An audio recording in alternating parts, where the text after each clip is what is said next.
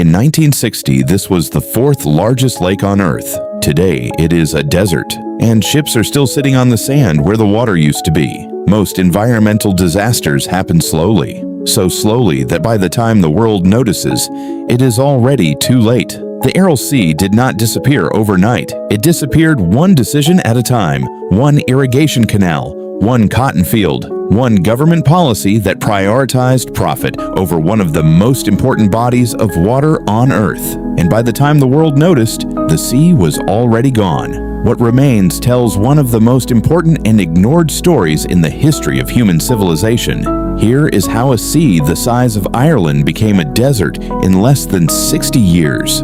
In 1960, the Aral Sea sat between Kazakhstan and Uzbekistan in Central Asia. It covered 68,000 square kilometers, roughly twice the size of Belgium. It was home to over 24 species of fish. It supported a fishing industry employing 60,000 people. Its shores were lined with towns, ports, and fishing communities that had existed for centuries. The sea was a world unto itself. It was rich and productive, teeming with carp, bream, and other species, by one estimate providing a sixth of all fish consumed in the Soviet Union. Then the Soviet government made a decision that would destroy all of it.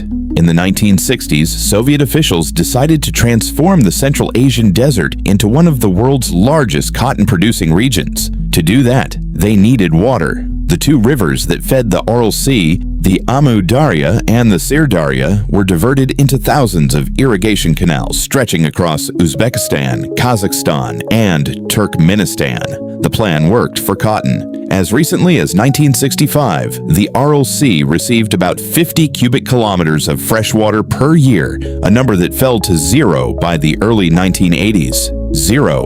Not reduced, not limited. Zero. The rivers that had fed the Aral Sea for thousands of years stopped reaching it entirely, and with no incoming water, the sea had nowhere to go but down. If you already knew this was happening and nobody talked about it, hit the like button, because what comes next is even worse. The consequences came fast. By 1977, the fish harvest had been reduced by 75%. By the early 1980s, the commercial fishing industry had been eliminated entirely. 60,000 jobs gone. The towns on the shore watched the water recede year by year. Fishing boats were left stranded on the growing desert floor, sitting on sand where water had been just years before. The salt content of the remaining water rose so high that most species could no longer survive.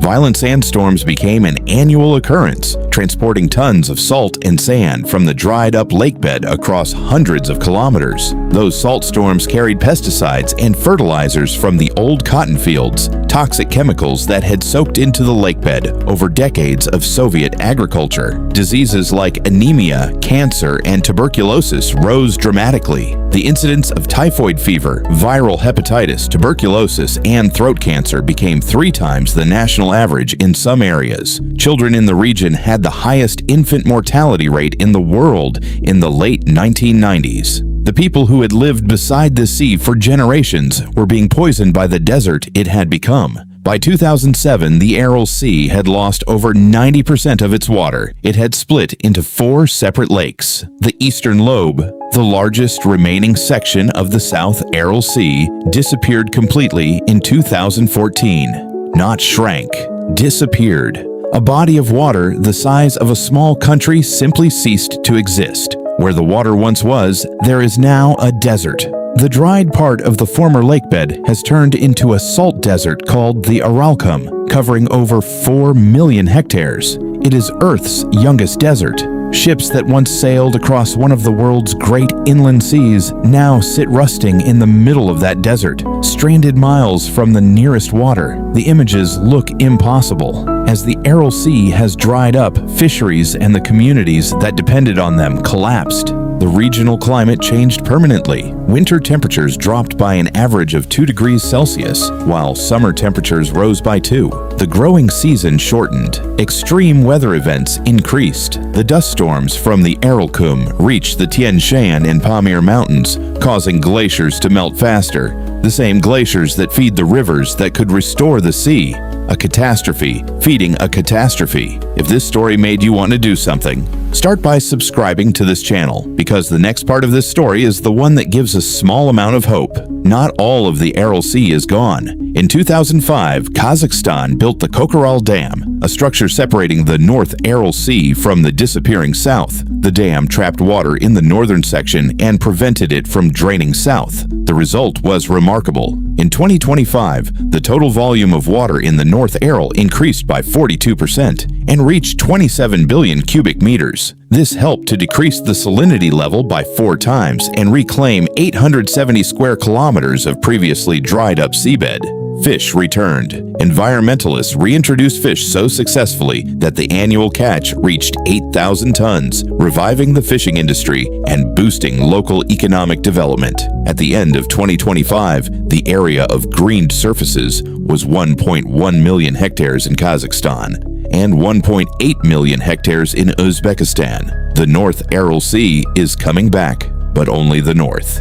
The South Aral Sea, the larger section, is effectively gone, and the interim success is built on man-made support, characterized as imperfect, unnatural, and weak from the sustainability viewpoint. The Aral Sea is not alone. Today, the Aral Sea stands not only as a worldwide symbol of catastrophe, but also as the first domino to fall in a freshwater crisis. Iran's Lake Urmia has also shrunk over the past half-century by 90%, as has Lake Chad in Central Africa. The same pattern, the same cause, the same result. Water diverted for agriculture, communities destroyed, ecosystems collapsed. The question the Aral Sea forces us to ask is not whether this will happen elsewhere. It already is. The question is whether we will notice before it is too late. In 1960, this was the 4th largest lake on Earth. Today, the ships that sailed it rust in the desert. And a sea that took millions of years to form was drained in less than 60 because someone decided cotton was more important. The North Aral is coming back. Slowly, imperfectly, against the odds. But the rest of it, the majority of it, is gone. Comment below. Do you think the Aral Sea will ever fully return? And share this with someone who has never heard of it, because the world forgot this sea once already. We cannot afford to forget it again.